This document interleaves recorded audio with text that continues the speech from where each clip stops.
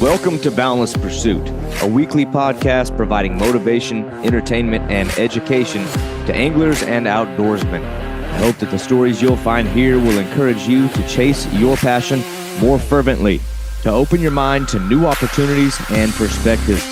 Your engagement and feedback is critical to the growth of this show, and I would love to hear your suggestions on topics or potential guests. You can reach me at boundlesspursuitfishing@gmail.com or at my website, www.boundless-pursuit.com. That's where you'll find all related articles, media, and merchandise. Please remember, the show will gain traction from your support. Be sure to like, comment, and share this podcast to your friends and connections. I'm your host, David Graham. Now let's get on to today's episode.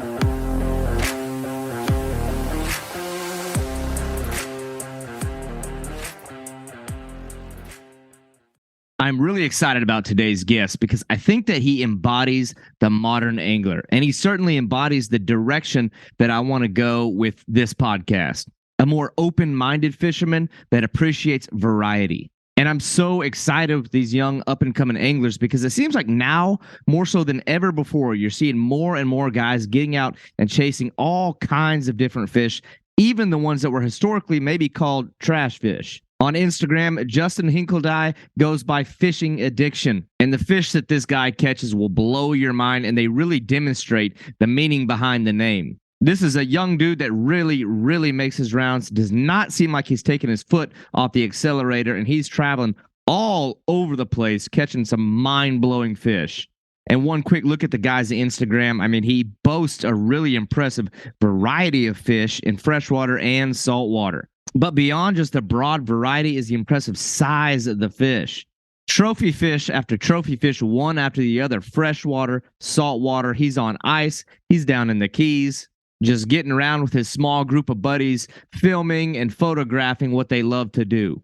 And while I love this kind of angler and this kind of mindset, sometimes these are the hardest kind of guests to have a good, in-depth conversation with because there's just too much to cover. The guy's chasing pike, muskie, buffalo, sturgeon, paddlefish. He was just recently in Florida catching sharks, Goliath grouper, barracuda.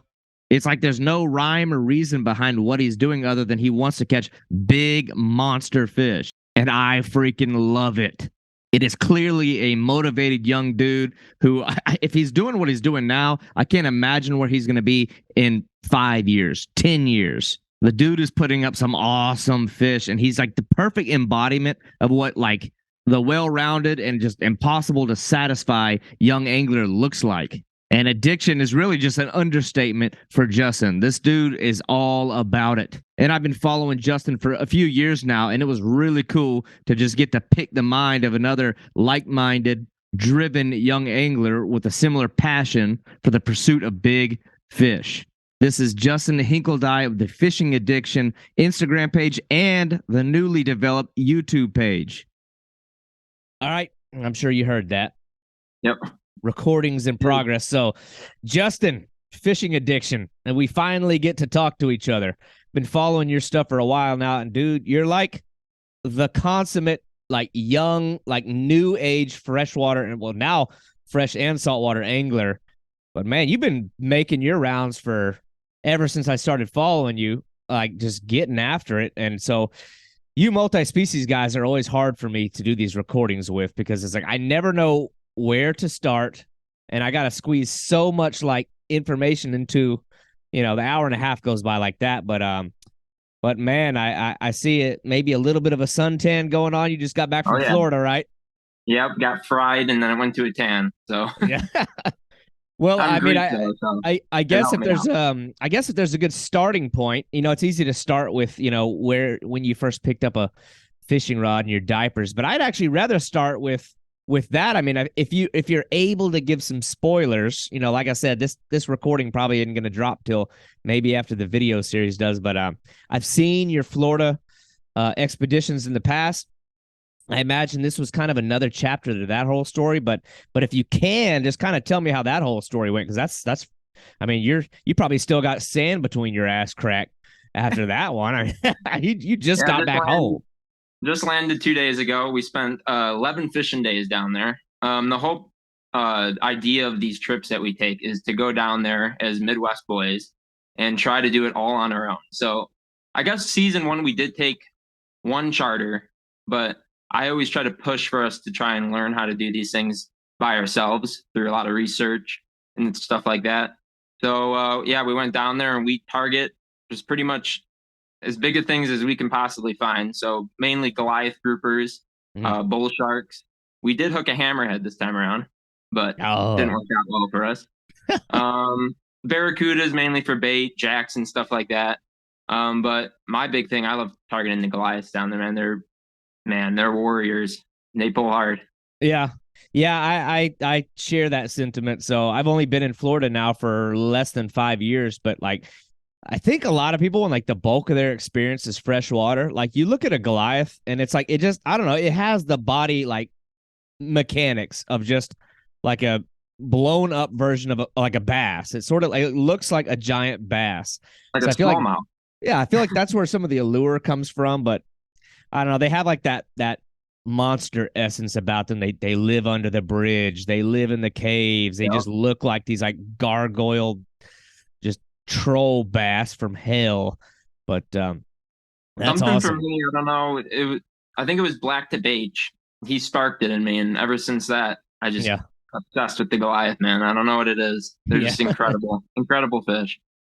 yeah. That's a cool one. And then being able to do it from shore is always like I don't know. It's like I don't know. That adds like a more interesting layer to it because you kind of alluded to it, and what I respect about what you and like your crew. I know you kind of run in a good core group. Like you look like you got a pretty solid team going right now.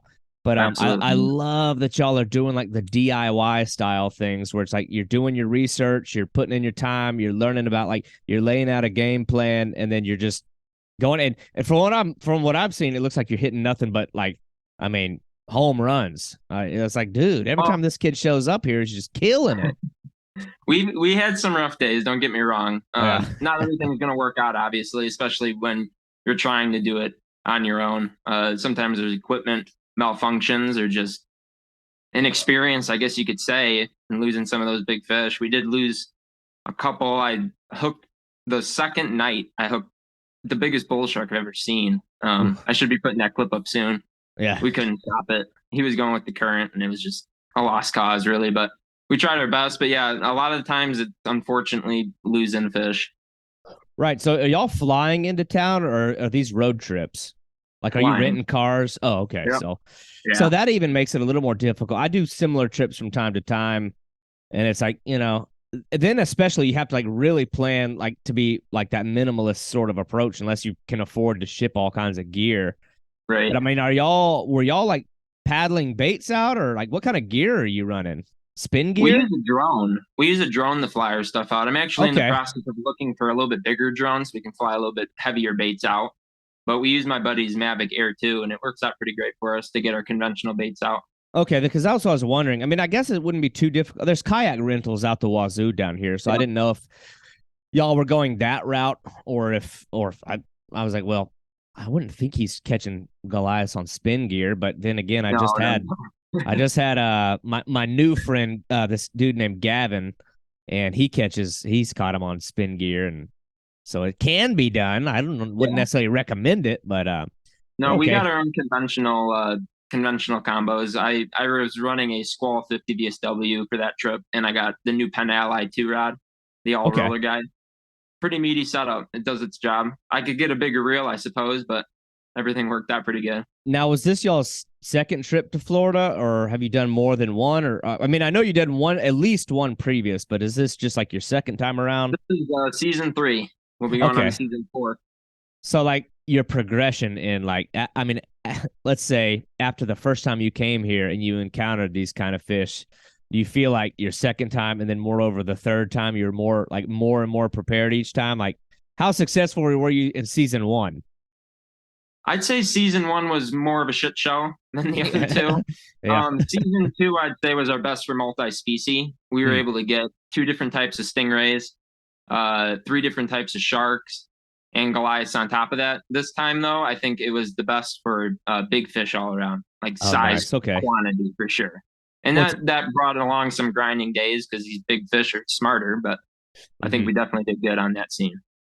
no, that's pretty cool. Yeah, I remember watching some of these with the Goliaths. I knew I could sense that was like one of the ones that was really bigger on your list. So, Yeah. uh, well, Yeah, I I mean, admired your catches from shore too, man. Those are incredible when I saw those. I know that's like a scene I really want to get back into. We just, at least on the West Coast, I mean, man, our beaches got ruined by the hurricane last September. And like where I fished, the beaches are all off limits even still. So it's like you can't even go out there. Right. So I kind of miss this. I like to do it during the winter time, and this is like prime season. Pretty much missed it, but yeah. And then doing it solo is kind of, I don't know. It's like Oh, I sketch. can only imagine. It's sketch when you're like your rig alone costs like $200, and then you Yeah, paddle it right. out there and drop it. And it's like you got to hightail it back to shore because I mean, I guess if a shark picks it up in open water, it's not that big of a deal. They can run with it. But if a Goliath picks it up during the paddle in, you got about 5 seconds before they're back in the crap. Oh yeah. You lose everything. Right. But that's just aside from the other risks that you run by being alone. But yeah, man. Oh, I can only imagine the fight alone too. I'm always a little scared when I hook up on one. Yeah, nobody there to help you. Right. Nobody around. I had one night on this one state park beach. I was hooked into one, and this park ranger came up. He's like, "You need some help?" I was like, "I'm just glad you're not telling me to leave." Right. Because I don't know if I was supposed to be out there. Oh, gotcha. But I was like, "Yeah, No, we here, ran into those situations. take the rod." But well, that's awesome. So, I mean, I know, like, the allure, like, the cool thing is, like, you're out there, like, and your objective is to catch this all on film and sort of capture, like, the moment. So, like, I don't know, like, I admire videographers and, like, videography. I'm working on something similar with my buddy Josh Dolan, but he's more like the visionary artist who's like, that's his scene. Like he's the man behind the like camera and the guy doing all the editing. But like, what is y'all's like creative process? I mean, do you have a specific objective, a specific agenda? Are you trying to paint a picture, or is all just trying to like put together a giant highlight reel? Probably just a giant highlight reel, honestly, and Yeah. maybe inspiring some people to get down there and do it themselves. That's really, I would say, the main objective, honestly, is to show people that they can go do this. You don't need to book a really expensive charter or anything like that. You can go down there and through research, hard work, you can find these big fish. Right. And y'all came from where? Like, where are you from? Wisconsin, Lake So you, Geneva. so you're coming from like more than halfway across the country, Yeah. nowhere near the ocean or No, like beaches. So nope. from like a cold northern state to down in the tropics to chase these, I mean, it's just awesome. I love that kind of story. And so I don't know, man. I'm like one of y'all's biggest fans, maybe more silently, but trust me when I say I'm watching and I see what y'all are doing. We But appreciate it. Thank you. but I know, yeah. So what are some of the different kind of species that y'all have managed to catch? Even like, well, I'd say this time and the last time you'd alluded to catching three different kind of stingrays. I mean, what's some of the variety that people might be looking at as far as like in terms of the sharks, the rays, the different kinds of bony fish, the Well, big ones, the small ones? this time around we got two different, or we hooked three different types of sharks, landed two different. We caught lemons and bull sharks were the two main sharks that we landed, and then we did lose that hammerhead. For stingrays, it's mostly southern rays, and if an eagle ray does come through and he eats it, which the area does have a lot of those, Yeah. we'll land those. Obviously, keep them in the water and release them quickly. We hunted black tips, but unfortunately, we did that towards the end of the trip, and we were flying the drone and found a bunch of black tips, like probably 70 of them. Yeah. And we had to drive to the other side of the inlet, which is about a 30-minute drive because you got to go all the way around town. And by the time we got there was a freaking sailboat parade happening. Scared all of them off. Always perfect timing with them damn Yeah. boat parades. So that was rough. And then Goliath groupers, and then the different types of baits that we catch. The barracudas, jacks. We had some pompano, and we also hooked needlefish, big needlefish, which are very underrated. I'd say they fight Yeah. like hell, and they're just like gar. Really cool fish. I saw the needlefish photo that you threw up. I mean, I agree. It's weird. There's parts of the world where those things get like really big, like surprisingly big, like so big that I'm like, is that the same thing that I see? Like that's like the little, you see the little like 4 inchers swimming around. they Yeah. like where they like they'll chase where your like where your top shot or your leader is like knotted to the other line, like chasing the knot. But Right. Yeah, they're super aggressive, man. You put anything in front of them, they're gonna eat it. well, I love that too. That side of y'all's story that like you're sort of like having to work your way up the food chain. Like it's like Yeah. all like self-sustaining, like challenging yourself at like that lowest level. Like I don't know on the totem in the journey. Like so, you got to fool, I guess, the initial bait species with I don't know lures, whatever you're doing, and then like you're working your way up the food chain. It's all one big food chain challenge, really. Yeah, it's cool. So it's like I mean, I guess it's nothing to stop at a bait store, but like at some point when the target is bigger than you, bait stores don't sell that kind of bait. But yeah, the But what barracudas are. we do if it's rough for bait, which I recommend for anyone traveling down to Florida, is we will stop at the cleaning stations when charters come in and just ask for their scraps. Yep. It works out perfectly, and they'll always give it to you. Always. Oh yeah. Well, a lot of the land-based guys know that routine, and you'll know like the hours that these guys come in and out. I've done the same thing. I bummed off of guys at the cleaning station as well. But you can walk piers. I mean, there's unwanted species. Like every time people catch a little stingray, they just want to boot it back off. Right. That's shark candy right there. That's Goliath candy. Absolutely. And another trick, like around here, we'll have the commercial fishermen have like their shops. They have the what do you want to call it up? Like the fish markets, like fresh fish caught on ice. And they're the same way. They'll throw out like if they clean customers' fish, a lot of times out back they'll have the stuff that is like near expiration per like FDA regulation or whatever, but still perfectly good for shark bait. Oh yeah. Or like, I've done that too. I'll show up and be like, hey, do y'all have scraps you're throwing out? A lot of times they're happy, especially if you get in good with like your local fish market people, like, and they know you and you establish like a rapport with them. A lot of times, like, there's some of them here. Like when I walk in, they go ahead and start grabbing me some mullet, and like they know what I'm doing. They know why I'm there. They don't even ask if I want them clean. They're like, I don't even worry about cutting that thing up. I'm taking it whole. I'll have to keep that fish market in my head for next time. Yeah, there's a ton of them. You find the real like salt of the earth ones too, like the ones that are literally in like shacks. Yeah. Like you want to find the real rustic salty ones where there's like it smells like tobacco and puke. Like, those are the guys. Like that's the good ones. Oh yeah. But of course sometimes they'll hand you the fish that's got like maggots and flies coming out of it. And so, well, the local bait shop by us had frozen bonitas. I'm sure we're probably 6 years old. Those are disgusting. Yeah. Yeah. You see that too. Like, I'll go to that, and then you see these bonitas that like are literally like in permafrost and like hard as titanium. I'm like, I'm gonna have to wait 4 days for this thing to thaw out. Like, I don't have time. I'm going to the water now. Yeah, exactly. Well, that's cool, dude. And man, so where will this drop? Like people like y'all have already made the videos. Like the people that are listening right now, they're like, oh, this sounds cool. Like, where can I find that? Like what's a YouTube channel? I mean, where could they go to find, I don't know, season 1 and season 2, and now they know season 3 is looming, it's coming? It is all going to be on my buddy Tommy's channel, which is McGrath Fishing, McGrath Fishing. That's where all the videos will be. McGrath Fishing. So I'm gonna have to throw that up on this screen some creative sort of way.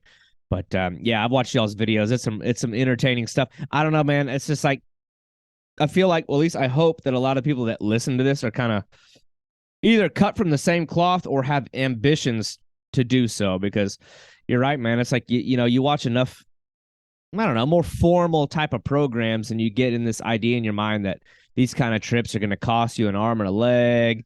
You're going to have to like charter the services of local experts, but y'all are a testament to the fact that just doing a little bit of research, looking it up, like coming up with a real solid game plan and like, I don't know, approaching it in a smart way. I mean, y'all banged out all kinds of fish. I saw the lemon shark. I saw on one of y'all's last ones all the big nurse sharks you were catching. The eagle rays, like that's a big one for me. I'm like, Yeah. as I see those things, at least when I had a boat, I sold it last year. I mean, I'd always see those damn things like jumping out of the water. Oh yeah. They're an That's amazing fish. yeah, that's still sort of like a bucket list one for me. Like for my daughter's ninth birthday last year, we took her to this place in Orlando called Discovery Cove. Very expensive. But you can like swim with these things. And like they had these eagle rays in there. I mean, they were so big. Like Yep. you can stretch your arms out and couldn't get outside the wingtips. And these things are like zipping like right, like their wing would like graze your face. I was like Incredible. watching them go by. I was like, in my line of thinking, I'm like, man, I bet that sucker could just rip some drag. Like, Well, they're graceful I'm creatures. thinking, Let me tell you, when you hook one, it's like hooking. You might as well hook a jet ski. yeah. Do they jump? Do they jump when you hook them? Occasionally, yeah, they will. Oh, that's It's nuts. usually right in the initial hookup they'll jump, and after that, it's just straight power. Yeah. Yeah, those type of rays, I don't remember what like family they're in. Like the ones where it's like they don't necessarily suck to the bottom like a southern stingray No, will do. Like, yeah, they're like more like a cow nose ray style oh, where yeah, I think cow nose and manta rays are related to them. I believe. yeah, Don't yeah, I quote think me on they're that. well, they're similar enough. Like I don't know that Yeah. like their propulsion system through the water is different like than the other like the bottom dwelling rays where their Uh, wings kind of undulate and like waves. Like the other ones are like literally like eagle ray. They right, like flying through the water. But like two engines on each side. yeah, but I could get caught up talking about y'all's Florida stuff. I may circle back to it because there's so much. And if I missed anything, I want to bring it up. But I live in Florida, and I'm more interested in some of the stuff that you're doing outside of Florida. So I don't know, dude. It's like you go to your page, and I'll throw that up there too. What is it like? Underscore fishing addiction double Understand. underscore. Yeah, Yeah. exactly. Yeah. And so but I encourage anybody listening, like you got to go through it. Like if you want to just see a variety of just big, like awesome, unique, especially the freshwater stuff is more like my forte. And I think that's just where you're from. But I mean, you got the king salmon and muskie, pike, the paddlefish, which you've helped me in the past on articles about that. The grass carp. Oh my gosh, what else? Y'all's bowfin scene, which I want to talk about in a little bit. For That's my own personal reasons. But so when I see a guy like you who's just bouncing around and like just keeping the variety alive, and obviously you've clearly gotten to a point where you're real well rounded in your approach and what you're passionate about. I mean, so for somebody like you, like I don't know, where did that start? Like I don't know, give me like the quick rundown on like your origins as an angler. I really started fishing when I was 12 years old. I was playing soccer pretty competitively, and I surprisingly I saw a professional bass fisherman on TV, and I told my Mm-hmm. dad, I said, "That's what I want to do." So we started with bass fishing, then I went to crappie fishing, and then my first real taste of big fish I can pull drag was the common carp, which I still do to this day. And ever since then, it's really just been about finding fish that will rip drag. That was the obsession with me. I wanted something that would pull a lot of drag and put up a really good fight. And that led to bowfin, which I dearly love, but we only have a limited time to catch them really. Mm-hmm.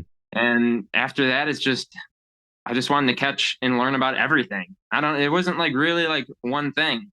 I would see videos of different species and I wanted to catch that. And I'd see another one. I want to catch that. And I want to catch that. And it would just constantly go and go and go and led to this today.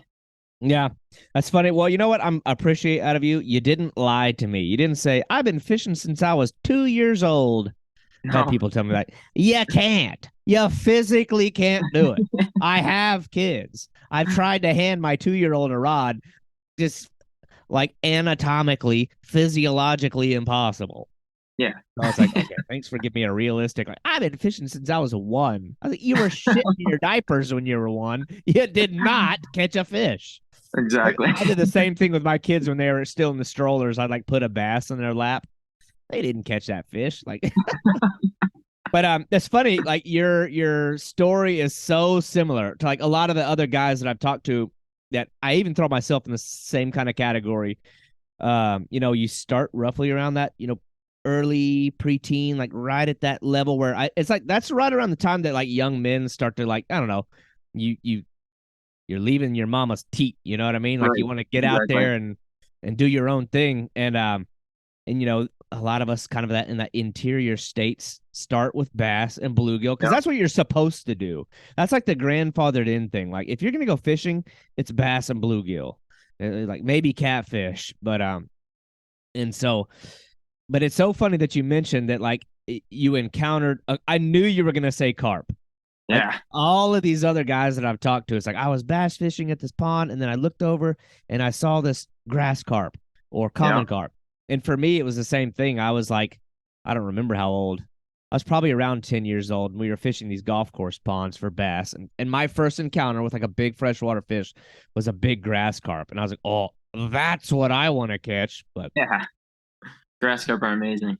But that's Love cool. them. So, a lot of times you sort of encounter those voices though that it's like, well, like these are the good fish and like these are the others. Like these are Yeah. the like you don't want anything to do with that. Like did you didn't like run into any of that like the I don't know, the Well, people yeah, I saying ran trash into it, but fish.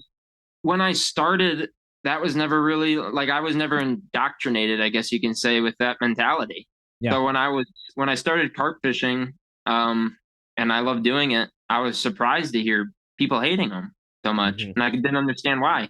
Because when I started doing it, like I said, I'm a very research based fisherman. That's how I learned most of the species I target.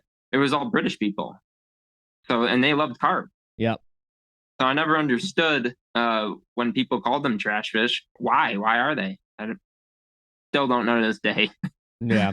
Well, it's good to be like an independent thinker. And, sometimes if that means you have to have a smaller circle and a small core group of guys that you go with, that's better. But, because it's very easy. Like when, I don't know, that always makes me sad. I feel like it's better nowadays than it ever was before, where like information is everywhere, Yeah, as opposed to, I don't know, like when we were kids, the only source of information you had might have been like your grandpa or like right. Joe from down the street. And if they said like these fish suck and these fish are great, you know, to your point, it was easier to get indoctrinated back then. But Absolutely. if you could just beat that voice to the punch and experience how powerful a carp can be, like before somebody can say that, it's like, nope, nope. Like when somebody starts talking trash, like, no, no, no, no, no, no. I have Oh, I hooked will one of these argue. things. Yeah, I'm sorry. No, no, you have not caught one. Like Right. once people catch them, it's like it the perspectives change quick. But so I don't know, man. You like snowballed into it. And well, let's start with the carp thing because like I really enjoy like your common carp and I really enjoy the grass carp thing. Like I don't know, as you're learning, what did you start with? Like bread, corn? Did you kind of start with like the rudimentary type of things? Yeah, I started very basic. Pretty much just using my bass rods with a hook and a sinker and some corn on it. I still use corn to this day. I think it's probably the best common carp bait on earth. Mm-hmm. I use that over a boilie 10 times out of 10.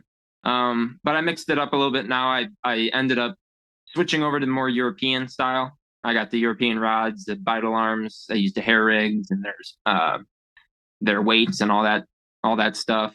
Yeah. But I do it in a more of an American way, I guess you could say, which would be using method mix, which kind of wraps around a ball around Okay. your Yeah. waist. Yeah. I know in England they don't really do that. So I've kind of incorporated like a little bit of American tactics with the European stuff. And that's what I gradually went to, and that's where I am now with the carp fishing. Yeah. Yeah. That's kind of the funny thing is like no matter how much your like carp, I don't know, recipes evolve, it seems like that like corn is somehow buried somewhere in there. It's Yep. like everything builds around that. But It yeah, I've is the used best carp bait. I've used the method mix or the pack bait style thing too. What are you doing? Like oatmeal or cornmeal or that kind My of stuff? favorite's panko and yeah, panko and oats mixed with Yep. cream corn. Yep, Yeah. that's what I do. I've done it at the very least panko and cream corn, and that's enough to get it to pack around. So that's pretty The cool. most Well, important thing carp fishing though is pre-baiting. Got to make yeah, sure you pre-bait. yep. Yeah, which I learned from the Brits. That's a very important aspect in carp fishing. Yeah. Yeah, as long as you're doing it within. I know there's some states where it's like not even allowed, but Yeah, I was like, not here at least, but yeah, yeah, because I got to see that scene a little bit more with my buddy Austin Anderson a while back. And he's kind of, I mean, that dude's like he's in that world, but yeah, you know what was eye opening about that is like he will like it's crazy. It's just a different kind of commitment. Like those guys that are really in it. This dude probably dumps like I don't even know how much money worth of just like goes spends all this money to get the ingredients just to dump them in the water for a fish you might not even catch. And right. like we went out there with him in early 2022 and God, we sat there for like a solid 12 hours, maybe 24 hours, no bites at all, nothing, no fish. Yeah, And we're like, I was like, damn, this sucks. There ain't no damn fish here. And then we ended up dropping a GoPro down and leaving it there for like a half hour, and then he paddled out because he'll paddle out in a kayak and like dump it in a very specific spot. And yeah. we pulled it up and put that footage on Josh's laptop and like reviewed the footage. There were so many buffalo and carp all over the place. So I was like, wow, like, they're there. They're a smart, savvy Oh fish. yeah. That's one of those ones that's like gets categorized as a stupid bottom feeding idiot trash fish. Man, carp, I mean, when they're on it, God, they can be tricky. I spent pretty much an entire summer hunting one grass carp. Yeah, grass carp. I think grass carp even more so than common carp. Yeah, they're Those, very smart fish. especially in wild waters. Like if you get into grass carps that are in rivers and major lake systems, you talk about a challenging fish. Yeah, I I always must joke have. with my. Oh, go ahead. Well, I was about to say, I mean, this is about you. I don't want to hijack the conversation, but like, I remember like in Lake Moultrie in high school and in college, where I did a lot of my fishing coming up in South Carolina. There was giant grass carp in those lakes, like 60 pounders, like unbelievably massive ones. And it was like you could drop a pin on the bottom of my aluminum boat and then look up, and it was like, it's all flats out there. And you would just see them erupting and exploding like 200 yards away. That's the And it's like, worst. that's why all the bass fishermen hated them because you roll into a quiet cove and like make one wrong move and they just blow out the whole area, scare Right. the hell out of everything. But talk about a spooky fish that just gets scared. Like, I it's a always great, joke with my buddies the carp on my home lake, Lake Geneva in Wisconsin. There's some huge ones there, and I always tell them that those things have like PhDs because they're just yeah. so freaking smart, man. I still haven't been able to pull a 50 out of there, and they're there all the time. Mm-hmm. They're just so smart. It's incredible. Well, I don't know if you've seen the same thing as me. Like, what's weird about them, I don't understand their like social structure. Like in Lake Moultrie, because it was like they were stocked every so often to control hydrilla and whatnot. And so you could tell which ones are part of a certain like brood because they always seem to be in like sized groups. Like it Yep. would be like you come up in an area and it would be all like 10 pounders. No, Yep. no big ones.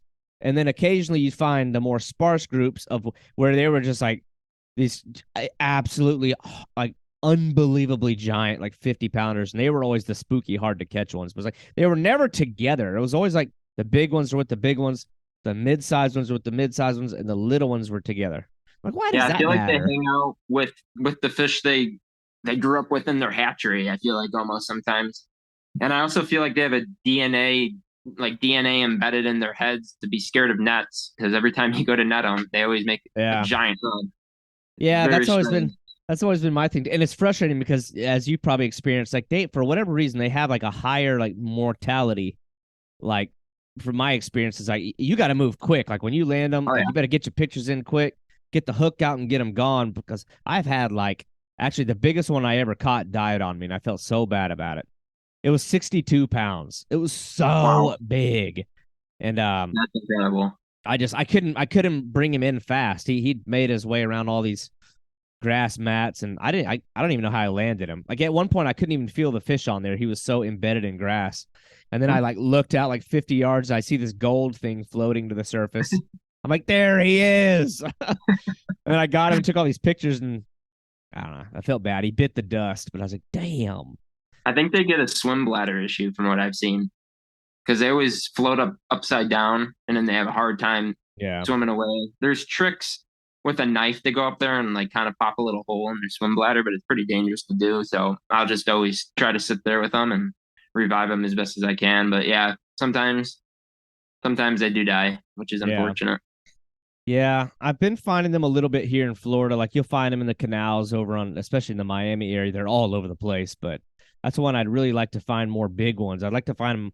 I found one pond close to home at a church, like at a church pond, but the church folks, they ran me off. I'm like, come on, buddy. I'm like, I'm catching fish. Promise I'm not breaking the law, but and I'm a scaredy cat. Like when it comes to like, I don't like confrontation. I don't like Karens. They scare me. Like when people run me off, I just like, oh yes, sir. I'm sorry, sir. Or like if there's signs that say no fishing, I'm like, oh God, no, it's illegal. I can't get in trouble. But so they ran me off and I never returned. Felt like a criminal. Yeah, I really should. I want to catch. I've got like another, like one of my blogs. I want to write another one about grass carp, but I need more recent photos. So maybe I'll sneak out there one day. Yeah, you should. I hope that they don't recognize me. I mean, that wasn't me. I don't know. Put a hat on, some sunglasses. That was not me. Like, but so anyway, I don't even know where to go from here. Like, how to segue in. Like, your fish, like the diversity is so like vast. I don't know how to like jump from carp to the next thing. But it's like I can't wait. Like it's the bowfin thing. I love the growing bowfin culture, and I love to see more people doing that. And it's like you'll see folks that are catching them. But then the ones that y'all catch, like more so than anybody else's that I look at, like they have the eye appeal. Like y'all's bowfin look so gnarly. They're big. They're like y'all are like double fisting these monster 30 inches in both hands, and they got like that mottled like crazy leopard print, crazy colors. I'm like, damn, their fish looks so good. Like I don't know. Like tell me how you kind of started. I mean, when did you stumble across bowfin? What was your impression about them? I mean, how are you doing it? Give me the bowfin rundown. First time I stumbled across a bowfin was an accidental catch crappie fishing, and I thought it was super cool. I researched it, found out what it was. I was like, wow, prehistoric fish. That's awesome. Released it. Didn't really think much of them until about 2015 is when I literally woke up one morning and I said, I'm going to go catch bowfin. So I knew that my Lake Geneva had them. So I went to the harbor. It was June, and I didn't know much about their spawning run or anything about that at that time. So I was lucky enough to stumble up when that was happening, and I was able to get my first one. I think they're so eye appealing, like you're talking about where we are, because we have a lot of glacial lakes up here, deep, clear lakes, and I think it just pops those colors really good. Yeah. Yeah, that's kind of been my observation too. Is like when you get them in better water clarity, you get a little bit more of that. Like if it's in that chocolate like mud color, I don't know. It's like their body sort of matches the terrain. Here in Florida, they're like you get all these black ones, but they're also. I love the look of the Florida ones. They look sweet.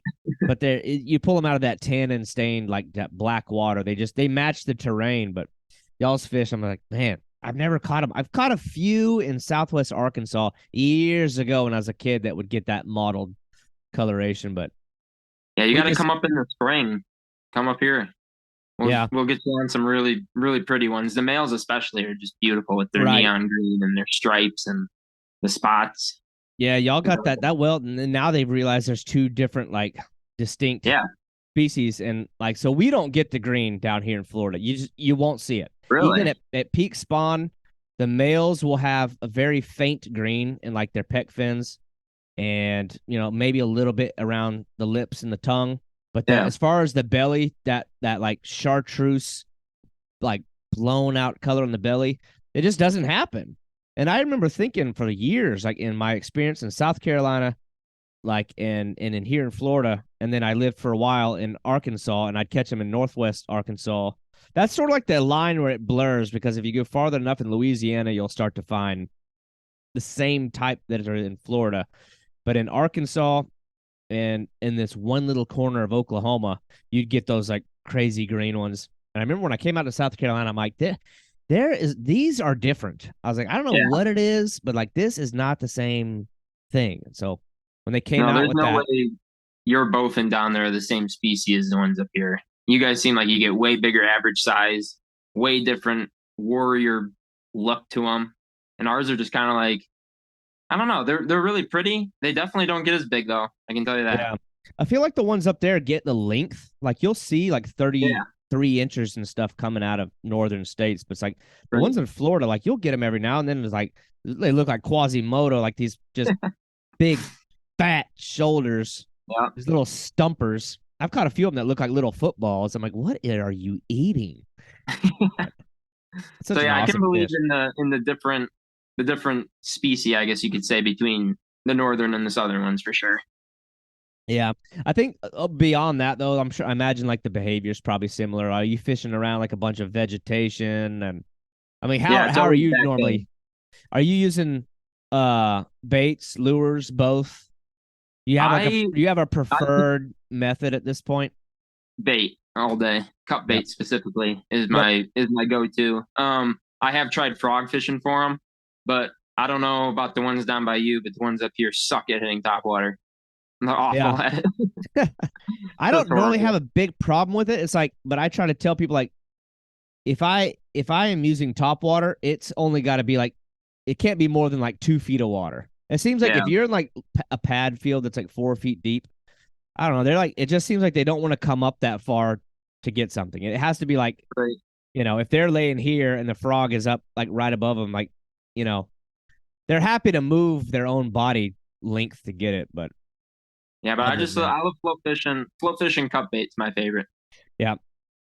I use a lot of mine on the bottom, but it kind of depends. Like if you're in a big thicket of hydrilla, you gotta hover it right above that. But we get so many of these gar, like in Florida, there's so many Florida gar that if you suspend anything like in the middle of the water column or higher, you can forget about it. It's like there's this cadre, like this armada of Florida gar everywhere down here. You just can't get a bait past them. So it's like I pretty much have to put it on the bottom. And even then you still get some of the gar, but unfortunately we don't have that problem. I wish we had more gar here, man. I really do. But the Florida gar, I still love them. I mean, they're cool. They're an important part of the natural ecosystem of Florida. It's like it's a staple character of the Everglades, but damn things only get 2 feet long. And everyone down here calls them alligator gar. I'm like, it's not. It's not an alligator gar. But everything's an alligator gar. They are. Everyone down here is like, oh, we got alligator gar right down the road. I'm like, no, we do not. I had that problem in Alabama. I was trying to hunt some of the Mobile Bay alligator gar, which actually do exist. Yes, they do. Yeah, I was getting pointed to long-nosed gar quite consistently. Yeah, I will find those though. I had those Dutch guys on the second episode of this podcast, and like they do a lot of it's really weird. They come all the way from the Netherlands to do research on our alligator gar, and they do a lot of theirs in the alligator gar that are in Florida, which is it's very few and far between here in Florida. And it was the same thing. They were trying to there's not a lot known about them. So they reach out to locals, like, where can we find alligator gar? Oh, there's some right over there. Like, you can't get solid intel because nobody knows what they're talking about. No. But that's a funny one. But so yeah, I love y'all's bowfin stuff. It seems like y'all are very much like you designate certain like times of the year for it's like it's bowfin time, and then like y'all start bombing social media with your bowfin posts, and I'm like, damn, I'm getting jealous. Look at these guys. Oh my gosh, it makes me want to like grab my gear and head out for them. So I think y'all showcase the species really, really well. We are very. That's funny you say that. I guess we are very schedule orientated. Yeah. Because like right now, steelhead, and then bowfin are right after, and then you got muskie and carp, and I guess we do schedule it. Well, the big one that y'all do, and it's to the point where like I want to come up there and meet with you to do it. It's where are y'all doing? Well, I don't want to say where. Don't spot burn, but like those king salmon, right? Yeah. Where it's like graffiti in the background, super urban. I'm like, that is awesome. Like some of those photos you posted, I don't know, it was a couple months ago where they're all red and you got like graffiti in the background. I'm like, damn. Those are the cohos, and that's in Waukegan, which is a little bit more of a sketchy area. So that would be why for the graffiti. But yeah, those are super fun. But you should definitely come up for the king salmon, man. I think you absolutely love the skein fishing. It is so much fun. I know y'all do a lot of it out of like, it looks like harbors or something. There's like boat docks and you're catching them there.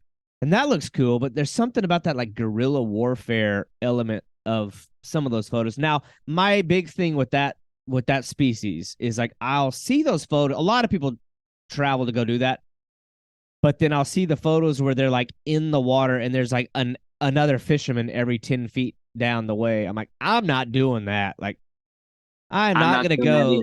I ain't doing like so. I was like, hopefully Justin's not doing it that way and just like crawling off into the bushes to get a photo where you can't see all the people, because I can't do that shoulder to shoulder crap. Yeah, most of the time, especially in Illinois, a lot of the guys out there on the pier are actually snagging them, which is legal, with treble hooks, which is absolutely insane to me. And I'll always be the only one there skein fishing. So it's pretty awesome. And they all have to snag. Fishing? What is that? That's salmon eggs. Forgive my ignorance, but I'm a southern boy. Skein fishing is skein is salmon eggs that haven't come off the membrane yet. So when you catch a female salmon early in the run, you keep it and you cut it open, and there'll be the eggs there with the membrane on it, which is like a thin layer of skin almost, I guess you could say. And that starts to deteriorate as the spawn moves on, so they can drop the egg. But you want it when it's still tight. And you take that, you cure it with I use Atlas mics for anyone watching. If you salmon fish, it's a good brand. And it basically dyes it red, gives it a little bit more scent and flavor, and it makes it last longer. And then you put that underneath the float. They're eggs from the same species of fish that you're catching? Yeah. That's weird. I think they do that. How does that make sense? Self-regulating their own population? Yeah, I believe they do that to actually try and take out other bloodlines. Like, seriously. God, that's wild. That's what that's what I really want to do. They're very interesting fish and very strong. I would put their fight to relate to you more towards a Jack Crevalle. Oh, nice. Okay. So they're strong. Yeah, so they're just like bombing through the water. But yep, exactly. Yeah, that's a cool one. That's one I'm man. One of these years, I'd say within like the next 2 years, I may reach out to you, because it was your photos that like inspired it. I'm like, because I could go to different places to do it, but I want to do it that way. Like maybe I do a little bit of everything. Like the harbor stuff's pretty cool, but some of that, I don't know, if a crackhead jumps out at me. I don't know. I'm okay. I fished enough around the urban areas of Miami to like where I'm pretty good with how to work around a crackhead. From my last trip, I think you're more in danger of that in West Palm Beach than Waukegan, Illinois. Jeez. One of my grass carp spots in Miami, and Josh would attest to this. It's like there's like, I don't know. I can't. It's sad. So like you don't want to like criticize the folks, but it's like they're living under there with iguanas and you know. I remember I was like fishing like by this bridge one time, fishing, and I heard something move, and I looked back. There's like just a dude laying there. I was like, oh, sorry, sir. You know. Well, there were legit guys. We think shooting heroin when we were shark fishing. I wouldn't be surprised at all. Would not be surprised. Insane. I felt horrible for him, but you know, it was a little like, whoa, shit. I have been approached by some very suspect characters in like the urban areas of South Florida, to the point it's just not even worth going to some of them. Right. So it's like, if you're not armed or you're not like, I don't know, I'll go down there if I'm packing, but. Yeah, unfortunately for those trips, I can't bring mine because the airport's just such a cluster scene. Yeah. But I don't know. And maybe I'm thinking into it too much, but there's definitely been some interest, some weird ones. But you know, I know obviously one of the ones that you've helped me with was like the paddlefish. Like the paddlefish one's pretty interesting to me. You know, it's one that I kind of go back and forth on, because you know, you look at it and it's like, well, you know, you're snagging it, but then it's like, but there's ways to do it that are still within reason. Kind of explain to me, like, because you've done it in a lot of different places too, but like, how'd you get onto that scene, and like, what is your approach? The paddlefish was, like your name entails, just a boundless pursuit of catching a new species. really. And they look really sweet. I love their paddles. They kind of reminded me of like a sailfish or swordfish or something, like our own freshwater version. So I went to go do that down in Oklahoma, and we did that more conventionally with the treble hooks and stuff. And I don't know, just I know it's like the only way to catch them really, but it didn't feel right. So I wanted to figure out something else. So we started using the swim baits, and we found that we were getting them more in the mouth, which I enjoyed a lot more. I know they're not eating it still, but it felt better to me. I have actually brainstormed a little bit on the paddlefish I'm probably going to try. They feed similar to Asian carp because they're filter feeders, Right. and you can catch Asian carp with them actually biting on these rigs that you use kind of like a method. Yeah, mix. I was about to say it's like that little ball that's got like a 10 hooks hanging off of it. Yep, exactly. And they come by and eat. I've done this for them too. It works really well. They come by and eat the particles, and they suck in one of the hooks, and then you're on. And you're kind of like float fishing them. See, So I I've had wondered like if that will work for paddlefish. it's worth trying. There's got to be a way to crack that code. Like what I had thought was like, and even if it's incidental, even if it's like snagging, but like snagging with a stationary bait that they just swim into.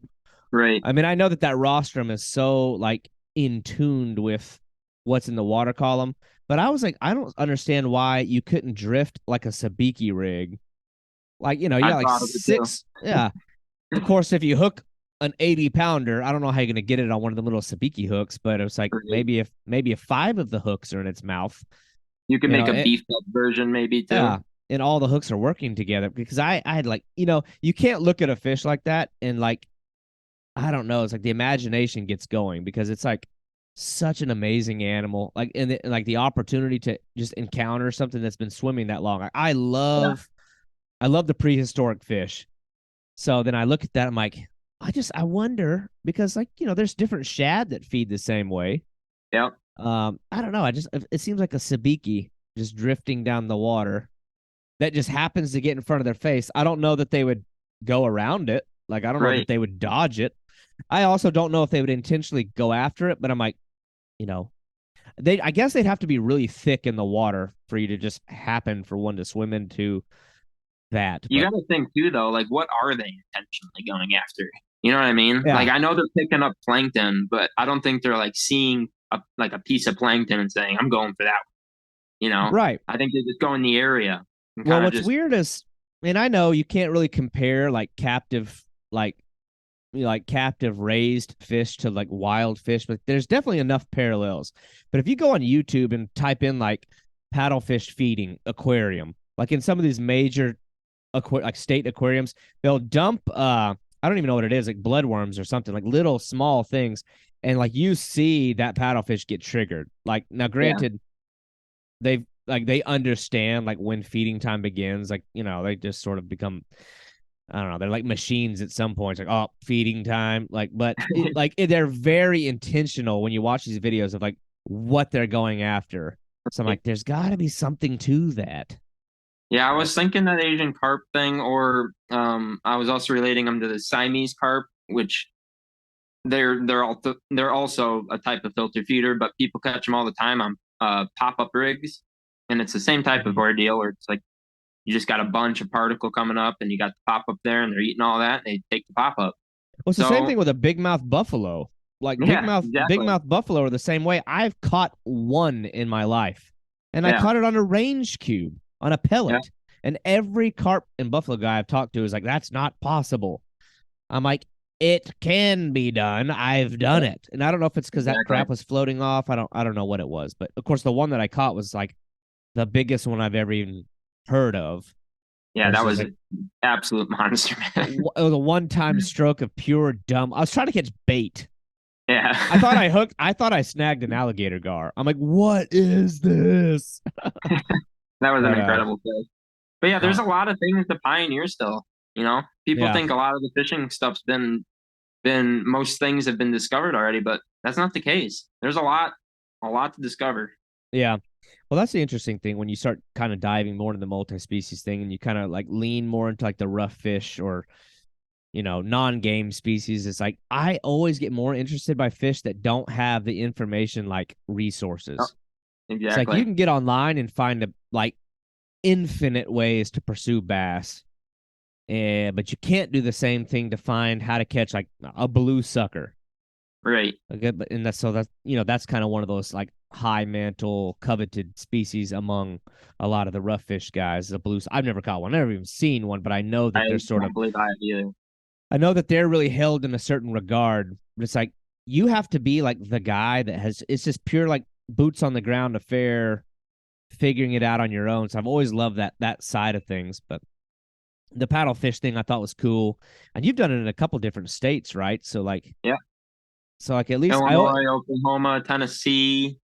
I did try once in Iowa, but it didn't work out very well. So yeah, I've been around. Yeah. See, that part's just cool. Like when you're connecting the dots in different areas, because if you crack the code on one in one area, you can't like make the claim that you figured them out because right everywhere is different. So exactly, it's pretty awesome. You've caught them up to how big? Like 80 pounds? Yeah, 60 pounds? I don't believe I've cracked the 100-pound mark yet, but yeah, up to 60, 80 pounds is typically where we're looking at for our big ones. Where did you go? Grand Lake? I know that's kind of like the epicenter, or that's like the big one in Oklahoma. Keystone Lake down there is where we were. Yeah. Yeah. And then we've been to Real Foot Lake as well in Tennessee for them, which is pretty cool. And then Carlisle in Illinois. I remember seeing people below the Oologah Dam in Oklahoma and some around what was that first lake I mentioned? I used to live in Oklahoma. They call them spoonbill out there. Like that was like the big thing was going spoonbill snagging. I saw people do it right in front of me, but that's when I was a little kid and didn't really know what I was doing. So never even had the time to try it. But I wouldn't necessarily be beyond trying the whole throwing small swim baits and maybe getting one or experimenting with other things. But it's also like I only have so much vacation time during the course of the year. Right. It's like I don't want to go out there and not catch something. So yeah, the swim bait thing works surprisingly well to get them like in the mouth area. Probably just because they're sitting there with their big, large mouths in the current. It just goes right in. I figured it'd probably be easier in like a river too, like especially some of the smaller rivers. I figure below like some of the dams, they probably congregate in certain like. That's typically where we're doing it. Yeah. Yeah, dams. So, dams are the best spots for sure. Yeah. Yeah, that's interesting. I wonder, it must just be like churning up whatever they're feeding on, like disturbing them, I don't know. That's exactly an interesting one. It's such a cool, like, I don't know. I feel like even like, I always like dream of catching fish like across the world. But then like at some point you have to like wind back and realize like some of the awesome stuff we have right here in the US, like, and paddlefish is one of them. Like we have so much diversity here. And I keep telling people like you could make the claim that like our big alligator gar are arguably even cooler than like any other freshwater fish on earth. I would agree. I think that the alligator gar rivals in Arapaima. Yeah.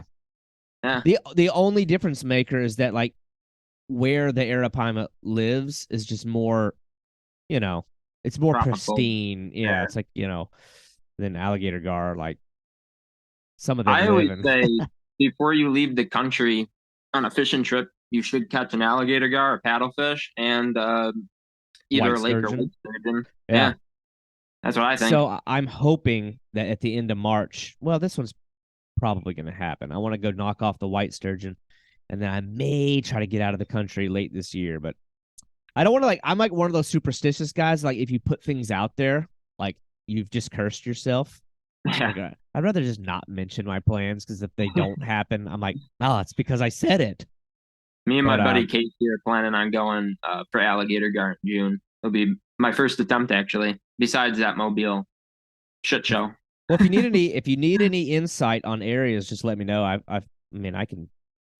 Y'all seem like you do your research really, really well. That's a harder one to pull off without a boat or like a canoe. It really is. It's very hard to pull. If you want to get a big one, it's pretty hard to pull off on foot. Yeah. We're planning on going to the Houston area for it. Probably fishing. Well, I think we're gonna fish the Trinity on our way down, but then we're gonna hit the Brazos, and the Buffalo Bayou. Okay. Yeah. Yeah, that So, area is pretty cool. You just, hopefully it won't be like around rainy season. I don't know. It gets crazy with the floods there, but yeah. I'll be watching that one with a lot of interest. But y'all seem Hopefully to we can be, pull it off. well, I don't know, man. Y'all have just been batting hundreds on everything. But another interesting one that I look at on your page, I like because you're like standing. I always like when people are standing on solid ground, like the bank Yeah. fishermen. Always interests me because like you have to get real savvy, like to be I don't know, a well versed on foot, like foot soldier type of guy. Yeah. I feel like when you take a really really good bank fisherman and put them in a boat, they're unstoppable. But Yeah.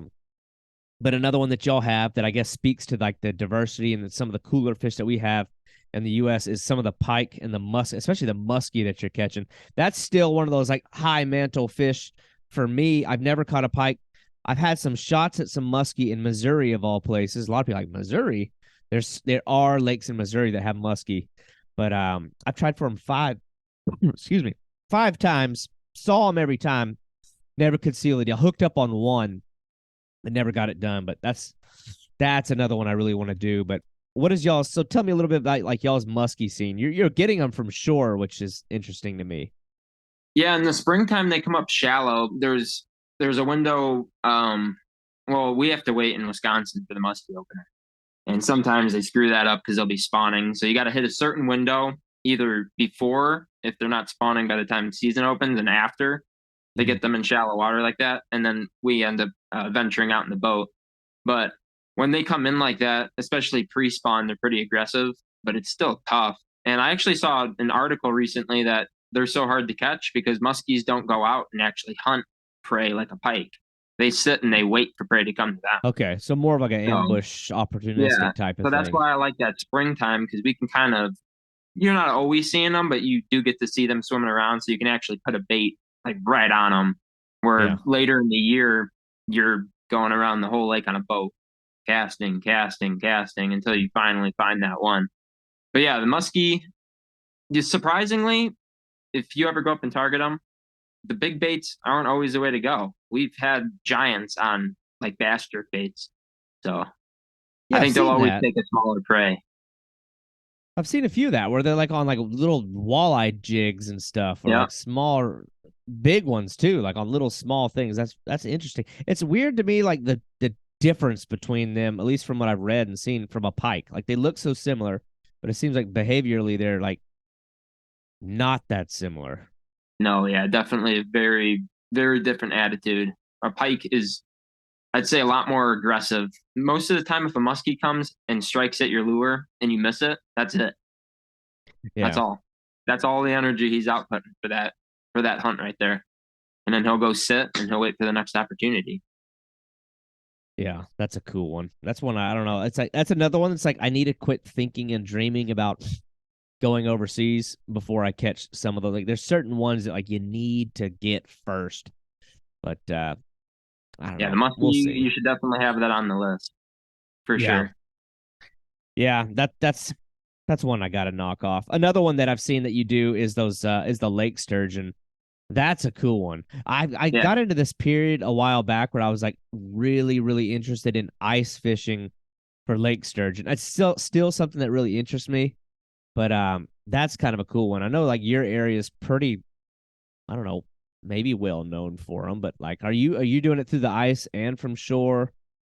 No, I normally do them from shore. I don't do them through the ice because most Wisconsin lakes don't allow you to, and they allow you to spearfish them, but you can't freaking catch and release them through the ice, which is absolutely ridiculous. But I've yet to venture up to Minnesota is the big place for it, for ice fishing lake sturgeon. I've yet to do that. But yeah, a lot of the times we are shore fishing for them. I actually want to do them more this year because I don't feel like I do them nearly enough as I should be doing them. So yeah, we're gonna definitely be traveling up for them more. I saw one in the news like very recently that somebody got through the ice like spearing it. It was massive. It was like an 81-inch fish or something crazy. Yeah, like they're all huge. That's Winnebago. Like Lake Winnebago is where that is. They're massive in there, man. Huge. But you can't freaking catch and release them. I don't That get does it. not make sense. It's so stupid. I mean, I understand, I never want to be one of those guys that like ends a culture of fishing, but it's like I see that, I'm like, oh, he speared him. Like, imagine what that'd have been like on. I don't Oh think yeah. I've seen one like that on rod and reel, like on anybody's videos or photos. Yeah. It's like the spear guys get the real giant ones. Like, you just don't see them. Like, the dang thing looked like it was 180 pounds. Here's what makes me mad though is the DNR wants to protect them and extend or grow their population, but then they let people spear them. I don't get it, man. Don't get it. It's like seal clubbing. Right, exactly. Maybe there's some kind of like cultural, like, you don't want to take that away type of Yeah. thing, but Yeah. That's or gotta be it. Blood Cove or whatever it is with the dolphins. It's probably a native tradition that they've kept. So yeah. that's Well, I mean, I assuming guess if it's regulated, then the yeah. thing is, like, the optics look bad. Like, you can easily sit back and be like, "Oh, you're driving a spear in that thing's face. That's horrible." But like, I try to be reasonable about it. So who knows? Yeah. But speaking of ice fishing, the other cool one I saw that you did recently was this big burbot. That's another cool one, like, because it's like sort of got the bowfin vibe, sort of got the snakehead vibe, but it's like obviously way different. But that's a cool one. Like, when I look at that, like, how does something like that fight? I hate to say it looks like something that wouldn't fight hard.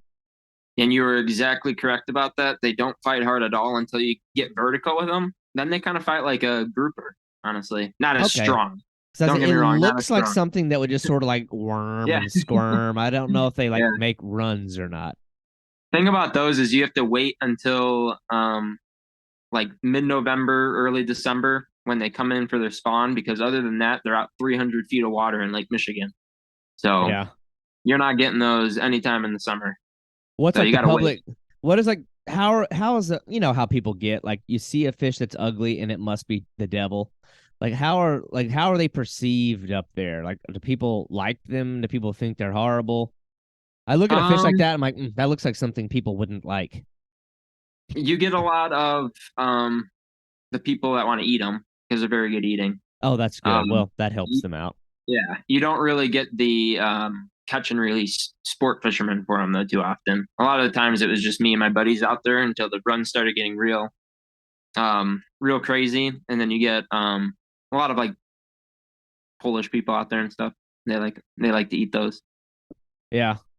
When I look at that, like, I don't know, it seems like a lot of at least American people like will gauge how good a fish tastes based off of how it looks.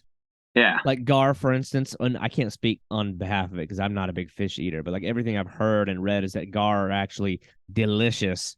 Yeah. But they're big, scary fish with sharp teeth, so they must be terrible. Exactly. And then like snakeheads are another one. They're apparently like an outstanding like table fare, but its name is snakehead. Right. So you're like, I ain't eating that. That's the devil. They did that with the Asian carp up here. People don't want to eat them because they're called carp, so they changed it. Kopi. Kopi. Yeah.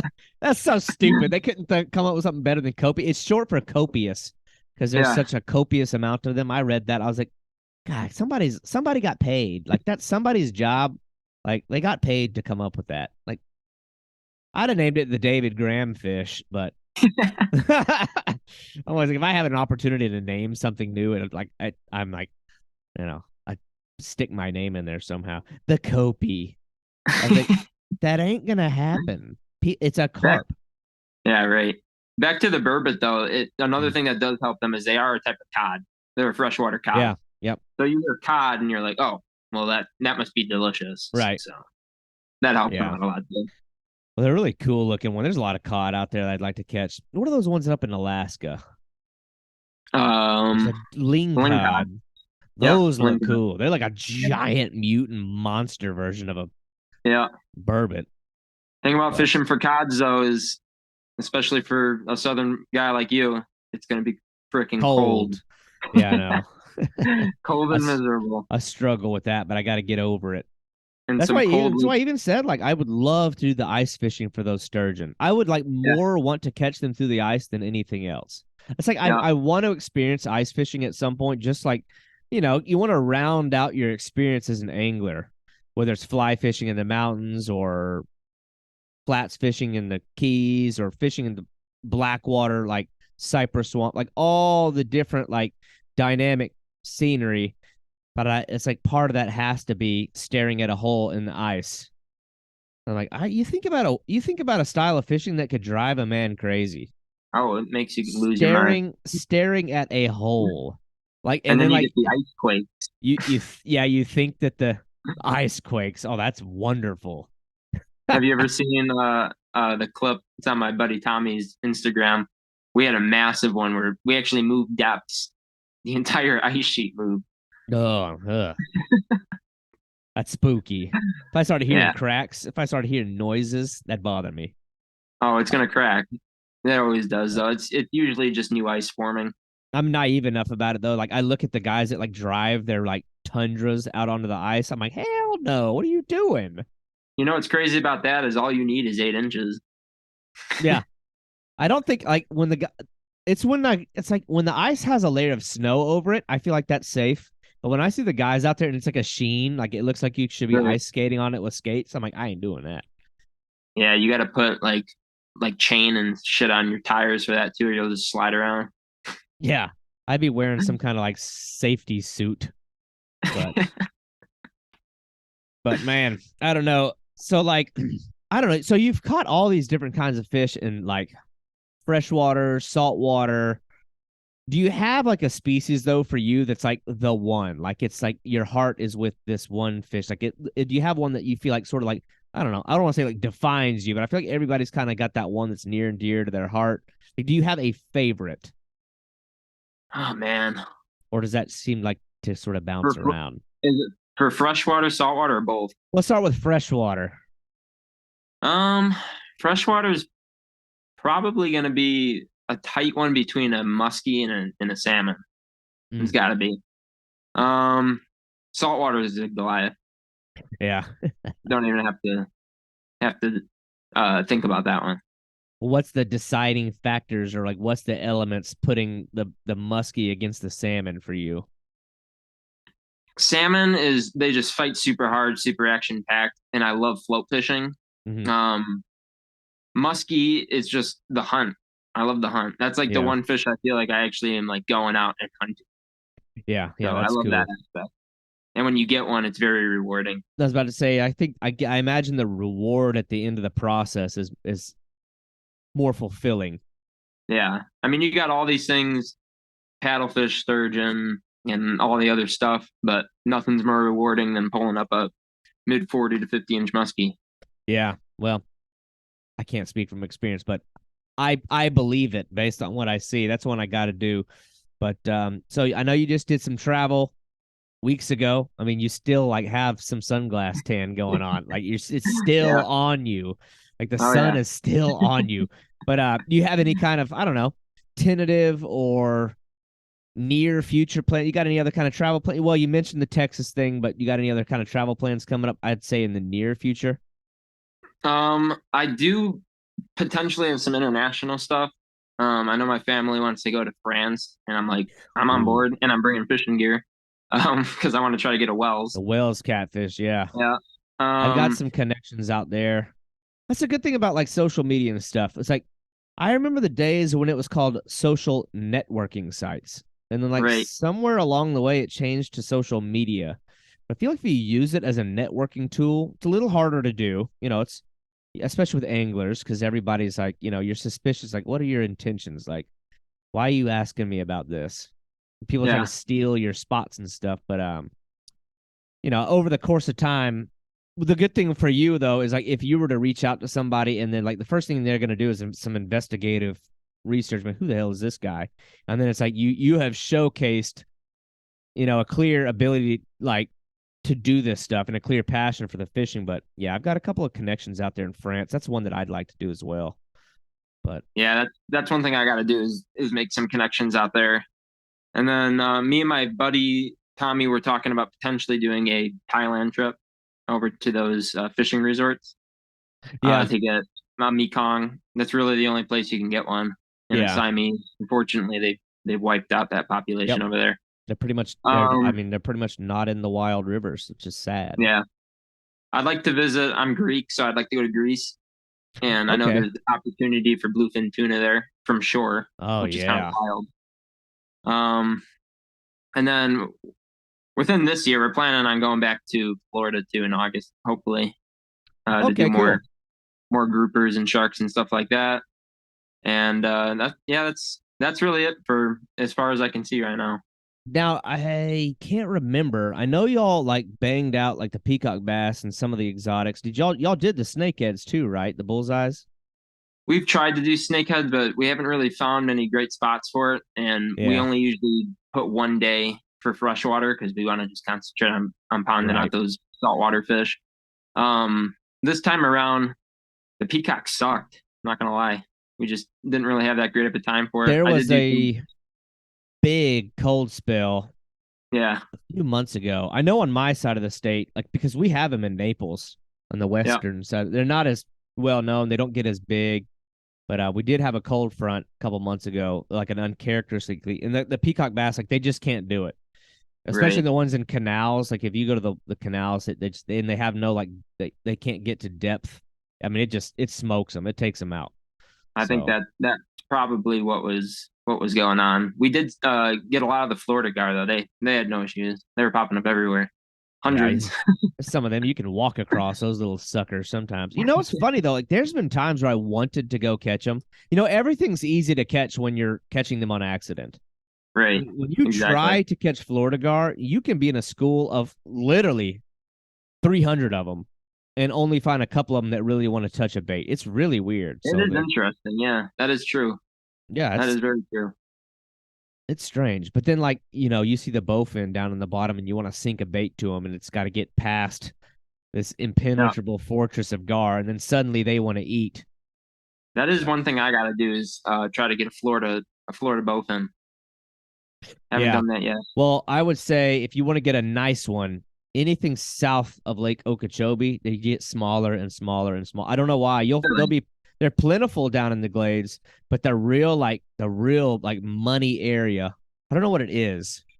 I forgot what the term is. It's like fish can like get like burnt out essentially. There's like a very scientific term for fish being in hot water for too long that somehow stunts their growth.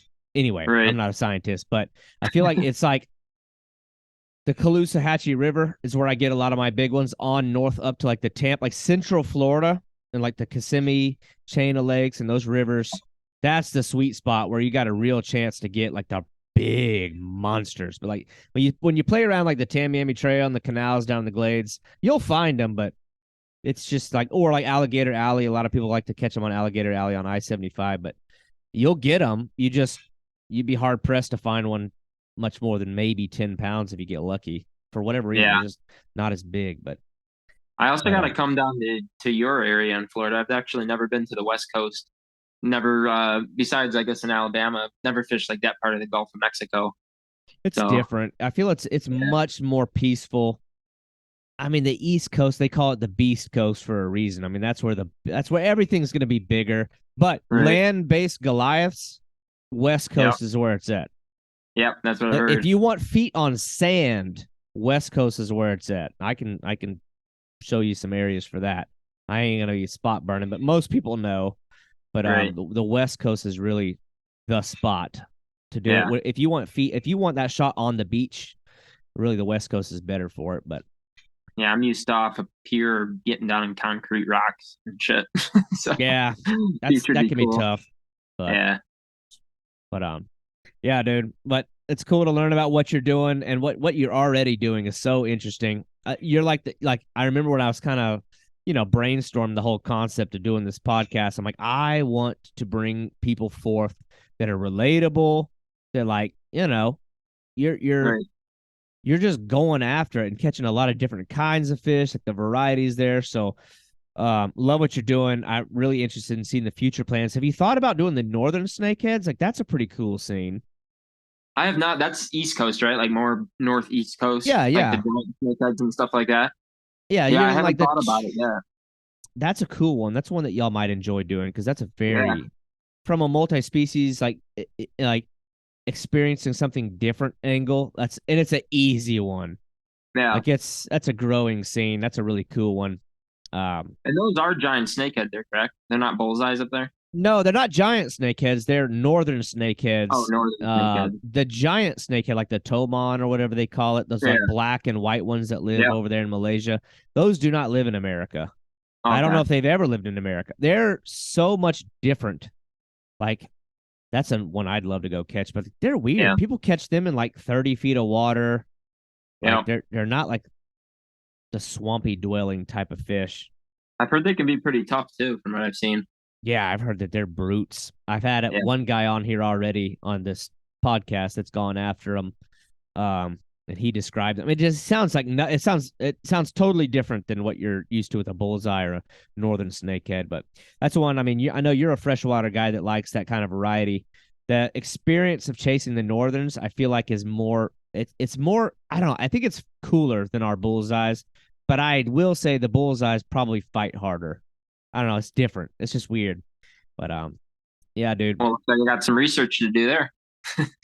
I can hook you up. I can hook you up. I got a lot of good resources for that one. I'm talking to a guy tomorrow, the next day, sometime this week. He does a lot of it in Virginia.